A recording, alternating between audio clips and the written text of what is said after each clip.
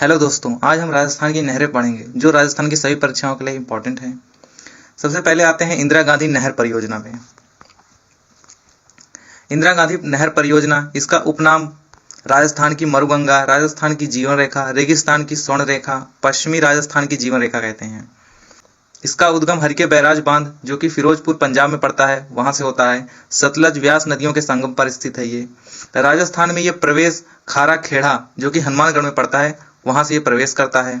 आप चित्र में देख सकते हैं व्यास और सतलज के संगम पर हरिके बैराज बांध बनता है और हनुमानगढ़ से ये राजस्थान में प्रवेश करती है।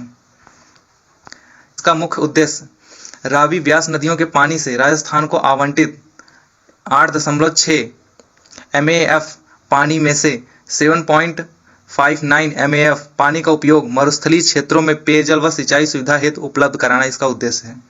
यह भारत की सबसे बड़ी मानव निर्मित नहर परियोजना है जिसकी परिकल्पना बीकानेर महाराजा गंगा सिंह ने की थी।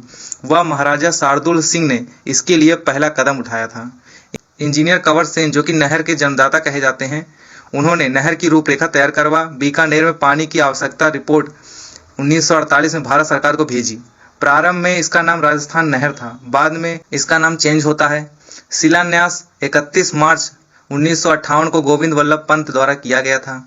इंदिरा गांधी के निधन के बाद 2 नवंबर 1984 को राजस्थान नहर का नाम बदलकर इंदिरा गांधी नहर परियोजना कर दिया गया। इस परियोजना का निर्माण 2 चरणों में पूरा हुआ। प्रथम चरण जो कि मसीतावाली से सत्तासर गांव तक 189 किलोमीटर मुख्य नहर का निर्माण किया गया है। गंगानगर, हनुमानगढ़, बीकानेर जिले शामिल किए गए।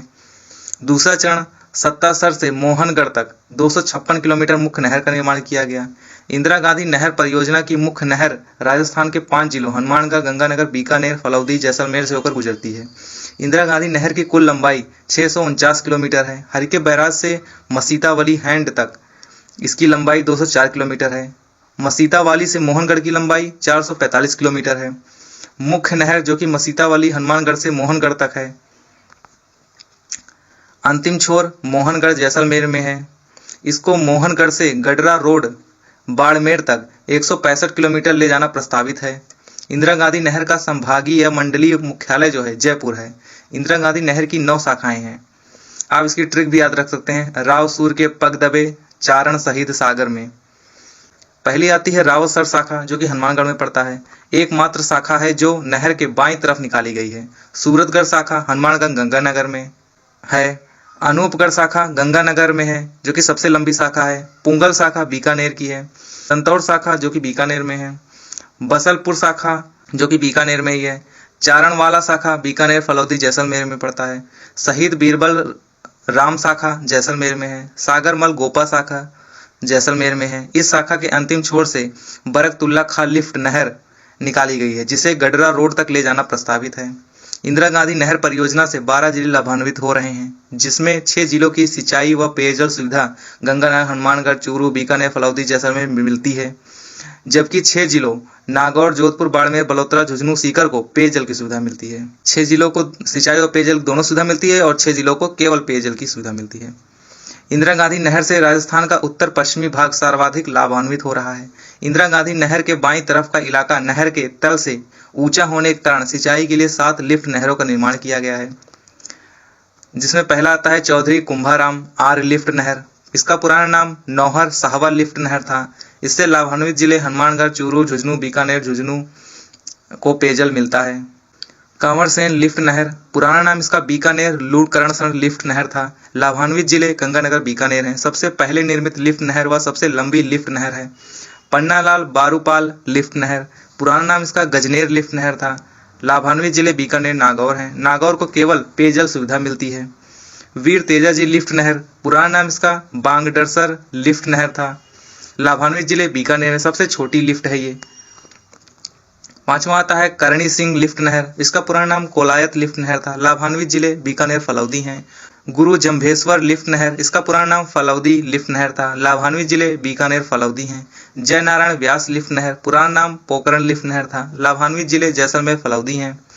इंदिरा गांधी नहर के पूर्ण होने पर राजस्थान के लगभग 19.65 लाख हेक्टेयर में सिंचाई का लाभ होगा। पेयजल के लिए लिफ्ट नहरें कुछ बनाई गई हैं। राजीव गांधी लिफ्ट नहर, प्रारंभिक नाम इसका जोधपुर लिफ्ट नहर योजना था। उपनाम जोधपुर नगर की जीवन रेखा कहा जाता है इसको। यह नहर जोधपुर की कायलाना झील में पानी डालती है। आपड़ी योजना, गंधेली साहवा परियोजना, जर्मनी के सहयोग से इंदिरा गांधी नहर का पानी हनुमानगढ़, चूरू, झुंझुनू, सीकर में पेयजल के लिए लाया जा रहा है। गंग नहर राजस्थान की प्रमुख नहर परियोजना है। पुराना नाम इसका बीकानेर नहर था। महाराजा गंगा सिंह के कहने पर इसका प्रारूप कंवर सेन ने तैयार किया था। निर्माण इसका महाराजा गंगा सिंह ने करवाया था। 1921 में महाराजा गंगा सिंह ने हुसैनीवाला से गंग नहर की नींव रखी। लॉर्ड इरविन ने 1927 में गंग नहर का उद्घाटन किया। वह इसी दिन रामनगर का नाम गंगानगर रखा गया। गंग नहर सतलज नदी पर हुसैनीवाला से निकाली गई है। राजस्थान में प्रवेश खख्या गांव से होता है। इसका आप चित्र में देख सकते हैं। इसकी 4 शाखाएं हैं, करणी जी, लालगढ़, समीक्षा, लक्ष्मी नारायण जी। गंग नहर से सिंचाई गंगानगर जिले में होती है। गंग नहर लाने का श्रेय महाराजा गंगा सिंह को है, इसीलिए इसका नाम गंग नहर पड़ा। पंडित जवाहरलाल नेहरू ने महाराजा गंगा सिंह को आधुनिक भारत का भागीरथ कहा। नर्मदा नहर परियोजना, जो कि राजस्थान, गुजरात, मध्य प्रदेश, महाराष्ट्र की संयुक्त परियोजना है। इसका उद्गम सरदार सरोवर बांध से नहरों के द्वारा पानी लाया गया है, उससे हुआ है। उपनाम इसका सरदार सरोवर परियोजना है। लाभान्वित जिले जालौर, बाड़मेर हैं। सर्वाधिक जालौर लाभान्वित है। नर्मदा नहर की कुल लंबाई 532 किलोमीटर है। राजस्थान में 74 किलोमीटर है इसकी लंबाई। राजस्थान में प्रवेश सीलू गांव, जो कि सांचौर, जो अब जालौर के नाम से जाना जाता है, वहां से होती है। राजस्थान की पहली परियोजना है जिसमें संपूर्ण सिंचाई फव्वारा पद्धति, स्प्रिंकलर सिस्टम, ड्रिप सिंचाई प्रणाली से की जाती है। नर्मदा जल में राजस्थान का हिस्सा 0.50 MAF पानी तय किया गया है। 3 लिफ्ट नहरें निकाली गई हैं। सांचौर लिफ्ट नहर, भदरेड़ा लिफ्ट नहर, पनोरिया लिफ्ट नहर निकाली गई है। गुड़गांव नहर राजस्थान हरियाणा की संयुक्त परियोजना है। वर्तमान नाम पश्चिमी यमुना लिंक नहर है। उद्गम यमुना नदी से ओखला हैंड वर्क से निकाली गई है। लाभान्वित जिला डींग और भरतपुर है। इस नहर से अजान बांध व घना पश्चिमी बिहार को जलापूर्ति होती है। भरतपुर नहर राजस्थान उत्तर प्रदेश की संयुक्त परियोजना है। इसका उद्गम यमुना नदी से निकलने वाली आगरा नहर से होता है। डींग जिले में सिंचाई होती है इससे। राजीव गांधी सितमुख व नौहर सिंचाई परियोजना राजस्थान, पंजाब, हरियाणा की संयुक्त परियोजना है। ये शिलान्यास भिरानी गांव हनुमानगढ़ से हुआ था। रावी व्यास के अतिरिक्त जल को भाखड़ा नागल परियोजना से नहर के रूप में लाया गया है। लाभान्वित जिले हनुमानगढ़, चूरू 2 जिले हैं।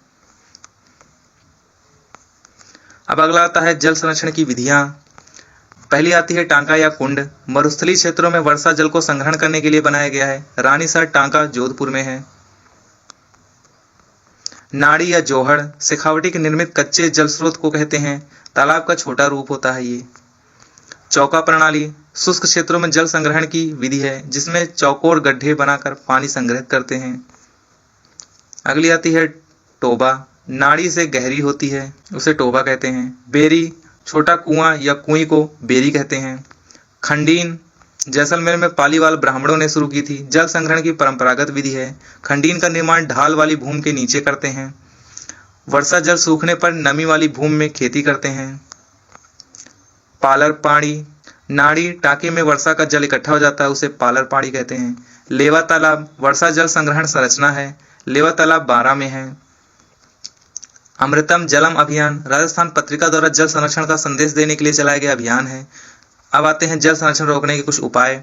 शुष्क कृषि तकनीक, वर्षा जल का संग्रह, बूंद बूंद सिंचाई प्रणाली, वृक्षारोपण करना, ये सारे उपाय हैं। यहाँ पे राजस्थान की नहरें खत्म होती हैं। ओके दोस्तों, तो मिलते हैं एक ऐसे ही एक नए वीडियो में। तब तक के लिए जय हिंद।